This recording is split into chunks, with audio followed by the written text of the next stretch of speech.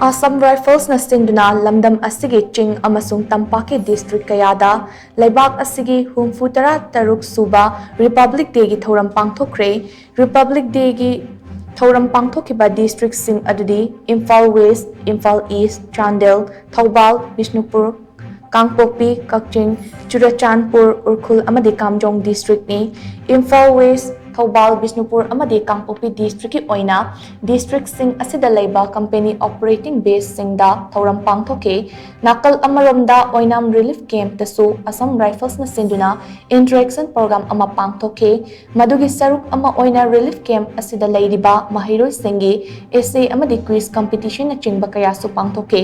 madugi mathakta mafam aduda medical camp ama su pangthokuna miyamda chauna mateng pangke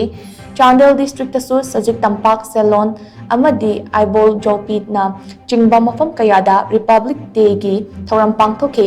maduda leibak ningba isay amadi nat ki jagoy kaya khudol tambaga loinana volleyball amadi football match sing su sanaki tungda ex servicemen singa interaction program amasu pangthoke Thoubal amasung Kaching district ki oina ex servicemen meet ama sugunuda pangthoke tungda Sero Part 2 da leiba Bengali Primary School da thamliba mahiroi singa interaction program amasu pangthoke Churachandpur district ki oina su Sangai Kot Assam Rifles camp ta IDP single loinana Assam Rifles na Shinduna Republic Day gi Thouram Pangthoke Thouram adugi saruk ama oina relief camp ta leiriba angang singi oiba lai yekpa changdamnaba amasu pangthoke